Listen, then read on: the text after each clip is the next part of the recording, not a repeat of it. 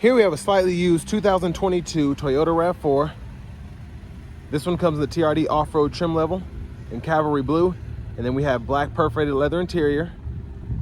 The powertrain consists of a 2.5 liter naturally aspirated 4-cylinder engine. And that's mated to an 8-speed automatic transmission. And this one has a little under 5,700 miles, so pretty low miles, even though it's just a 22.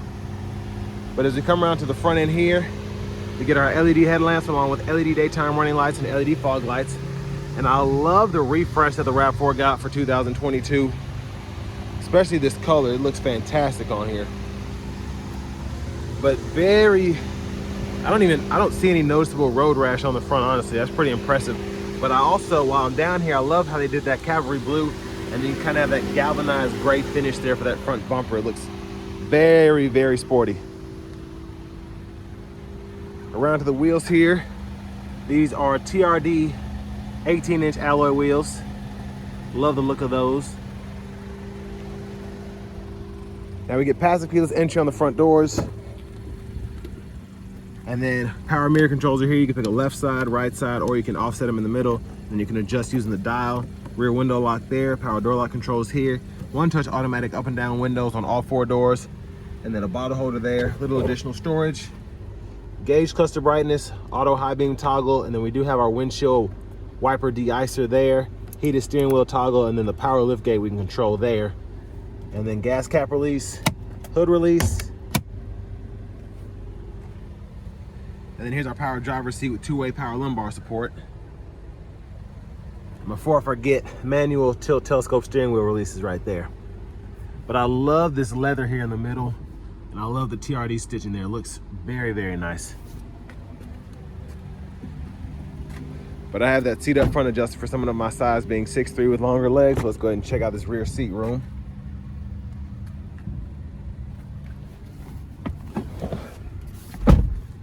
So a pretty good room back here. My knees are just barely touching barely rubbing against the back of the seat here. So not bad. We only have the seat back pocket on the right side, but we do have our rear AC vents here. We have 2 USB-C charge ports there. And then this also has the optional all-weather floor mats, and I love those. Keeps the carpet underneath from getting messy. Then bottle holders here in the middle seat. LED dome light here, and then grab handle. And I love this hook. We are probably hanging 2 or 3 plastic hooks, several metal hooks on that hanger hook there. Take a quick look at the front from back here. Let's make our way towards the back. So gas cap there, just takes regular gasoline. And then quick look at the roof rack. And as we come around to the back end here, again with the styling, love the back end. And then also, even with this being the 4-cylinder naturally aspirated engine, I like that we have the dual exhaust there. Let's go ahead and pop the lift gate.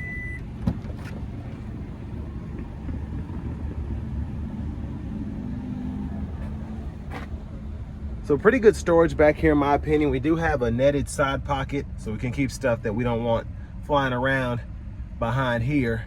And then we have a 120 volt there, and then another 120 volt here, and that's for your 2-prong household plug-ins. And I like that we have that LED light in the back if we're out late at night. And then underneath here, there's a spare tire and jack. And not quite a full size, but that's a 17-inch wheel there. And then we also have the cargo shade here, and we can just slide that into place pretty easily.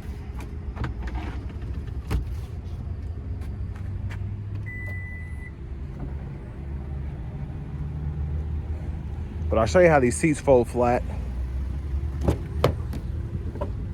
So all you have to do on either side is just pull this up here, and then that'll fold completely, and you can run longer objects from the back to the front, and then pretty easy to just snap it back into place. And you can also recline it a bit more if you want to do that.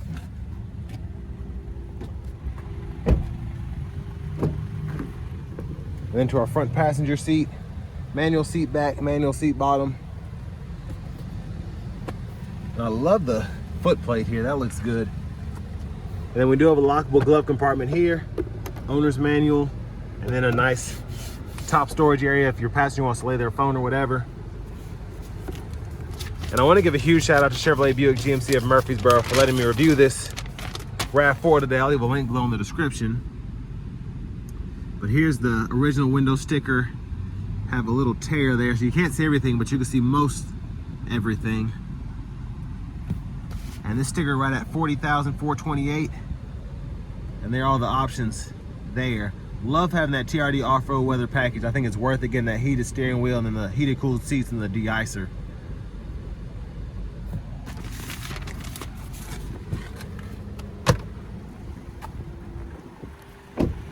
Well, let's come back around to the front here, pop the hood.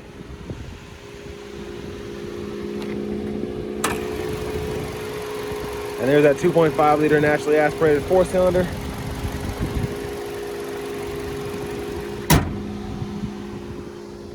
But now let's go ahead and hop in the driver's seat.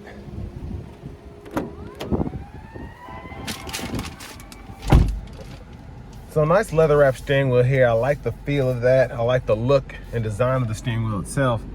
And don't see any scuffs or anything there.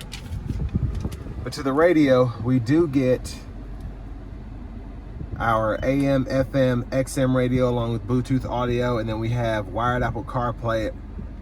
I'm not sure about Android Auto because Toyotas get kind of finicky around this time. Before it was standard. But we don't have the nav map here. And then this is kind of our menu here. So set up, we can go in there and then we can toggle our language, units of measurement. You can change that here for whatever reason you want to go to metric system or something like that. And then you can turn animation on and off. So all of those settings are right in there. And then to connect your Bluetooth, pretty easy to do. Just go to add new device and then it'll search for your smartphone, or if you can't find it, go ahead and register from the phone. I like to register my Bluetooth from the phone with everything anyway, but it's nice that you have that capability to do either or. And then your vehicle settings are right in there, Wi-Fi, hotspot, apps, all of that. And then you can toggle your info here. And then you have your other buttons here, so track, seek, all that. And then a nice quick shortcut for the Bluetooth. You can use this as a tune knob. You can use this as volume. You can click there to mute, and then you can just turn it back down. And then your hazards are there. Backup camera's there. Not the best picture, but it's actually pretty clear right by the camera. That's why you can see that tag so clearly. But as you go out, it's kind of, I guess where it's slanted, you don't get a really good picture from things that are far out. But down here, we do have dual zone automatic climate controls. We can adjust temperature here, and then we can sync, unsync there, or we can unsync just by adjusting that passenger temperature. AC toggles here, and we can decide whether we want to turn the rear AC vents on or off, or close those off, and then we can adjust the fan direction here for the front. And then fan speed, we can turn that eco mode on, and then we have our defrosters here. And then traction control off for the AC there. And then we do have 3-stage heated cooled seats for the driver and front passenger, which is pretty awesome to me. I have not seen this in a RAV4 until today, so that's nice. And then we have a 12-volt down there, USB-A port right in there, storage pocket here. And then we have an electronic parking brake, pull up to engage, the brake, press down to disengage, and then our automatic brake hold here. Drive modes are here, and then with this being a TRD Off-Road and having that all-wheel drive system, we can toggle whether we want mud and sand, rock and dirt, or push for the normal mode. And then we have eco, normal, and sport buttons up here. And then our downhill brake control along with our snow mode is here. And then for the 8-speed, just pull the lever, reverse, neutral drive, come over here, and you can manually shift through those 8 speeds there. Cup holders are here. I love the red. It's kind of throughout here. It's subtle, but super nice. And then we have 2 USB-C charge ports in the center there. So I like that they integrated the USB-C for charging, and then you have the USB-A to actually run that Apple CarPlay if you need to. And then the sunroof here, we can one touch tilt or slide that, and then hit it twice for the roof to go all the way back, and then we can close it with one touch. And there's a look at the back seat from up here. And all of our buttons are here. Love that we get the LED dome lights again. And then sunroof controls, SOS, sunglasses holder. And then to the stalks behind the steering wheel, blinkers. And then we have low beams, corners, auto, daytime running lights off, fog light toggle there. And then when the lights are on, that's your high beams. And then in auto mode, that's your high beams there. And when that's enabled, it'll go to work for you. Now down over to this side, we have our windshield wiper controls. So that's one time there. This is off, auto, low, high, and then we can adjust the sensitivity of the auto wipers here. And then we have our rear wiper control here, intermittent and on, and then just pull back for the rear wiper fluid, push up for the front wiper fluid. And then to the steering wheel itself, Bluetooth button here. All of this is for the gauge cluster. So we can see that middle part there and go through all of that. And then we can go through our sub menus. So there we have our tire pressure monitors, the all-wheel drive system. We can see what wheels are getting what power. There's a lot that you can control here. And then from the settings, you can go in here and turn your lane tracing assistant on and off. And then blind spot monitors, rear cross traffic alert, all of that. And then your gauge cluster settings are right in here. But then we have our volume controls, voice recognition, and then all of our Toyota safety sense system. All those controls are here. So radar cruise there, and then lane tracing assist there, track list or radio station presets we can go through, and then this mode button goes through our audio sources. And then the gap adjust for the radar cruise and the 4 collision alerts there. And then this here just toggles the odometer or the trip meter. Then we have push button start there. And here's our key fob here. And next, let's go ahead and take this RAV4 TRD Off-Road out on the road for a test drive. So starting the test drive here in the RAV4 TRD Off-Road, love having the all-wheel drive system first and foremost. It makes the 4-cylinder seem just a little less sluggish. And I wish we had a V6 option for this vehicle, because I just feel like the 4-cylinder doesn't do it justice. It allows you to get better fuel economy, but other than that, it's lacking, in my opinion. It's enough for most people in the segment. Obviously, that's why it's one of the best-selling small SUVs, but for someone like myself, I don't want something that necessarily drives like, and nothing against Subaru, but just having that naturally aspirated 4-cylinder, I want a V6, I want a turbo 4 in this. Something just a bit quicker for those of us that just want acceleration and don't necessarily need 35 miles per gallon. But in sport mode, it does liven up quite a bit.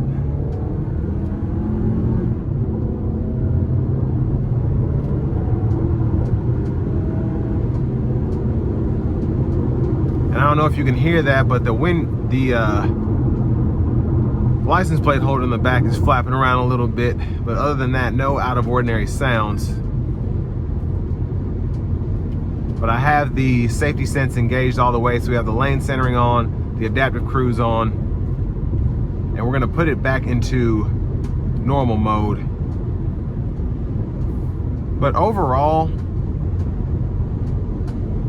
it drives pretty well. Ride quality, I feel like it's a lot better than the older body style. The steering feels less flimsy to me, and it does feel a bit more powerful. I think the drive modes have been fooled with a little bit, so that makes it a bit better on the road. But I mean, it's still the same old RAV4, and for those who love the older ones, shouldn't have any issues with this one. I know my my partner had what was it? She had like an 18 RAV4 Limited, and she said this bothered her because we had her in a 19 or a 20. I think it was an XSE hybrid, and she took it back because she just, that would have been ragged out because we got it from Carvana, but also she didn't like this here just being in the way of your legs. I feel like when you had that older shifter and the drive modes were up here, not down here, you had a little bit more room to spread your legs out. Now, I think this is a good option. I think it's a great option for people who like to go do light camping, just kind of want to feel rugged, but they're not necessarily, you know, up in the mountains with four-wheel drive and all that, because this is a capable vehicle. It's just not, you know, it's not an off-road monster in that sense. I think if you want something like that, go with the Tundra, go with the Tacoma. But for people who tend to drive RAV4s, again, this is a great option for those people who just want something that can handle off-road a little bit. It's not necessarily fast, but again, it's capable in certain situations. And it's also practical when you're not trying to go off-road with it. And that's one of the few things that I think allows this to differentiate from the competition, is you get an off-road oriented vehicle, but if you want to drive it to and from work, the ride's comfortable, the fuel economy's great,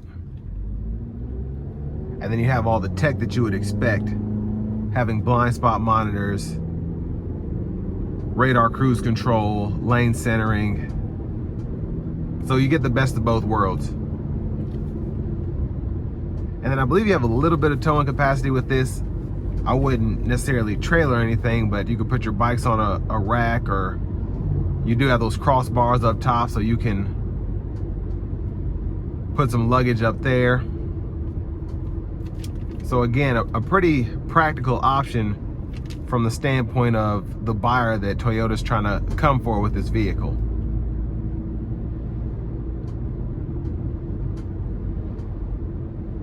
And I'd be interested to see a turbo setup in this. It does suffer fuel economy, and again, I feel like the RAV4 buyers are looking at this vehicle because they like the 8-speed automatic, they like the naturally aspirated 4-cylinder. That's basically the reason the Camry's still around, is it's such a good car and it has such a track record of being reliable. I think that's why it took so long for Toyota to put the twin turbo V6s in the Tundra, because they just, what they had was, it had a record of being just a fantastic vehicle, and it would last you a long time. And that's what people in this segment, specifically Toyota buyers, that's what keeps them coming back to Toyota. They got 300,000 miles in their last car, and they're trying to get another 300,000 out of their next car. And obviously these can go longer than that, but I mean, all in all, I think it's a great vehicle. These are still holding their value quite a bit, as Toyotas tend to do when everything else is dropping off. So it's certainly not cheap, but again, if you want something that is off-road oriented, gets the job done, it can be a daily driver, and it's just easy, simple, makes sense, definitely make sure you take a look at this 2022 Toyota RAV4 TRD Off-Road.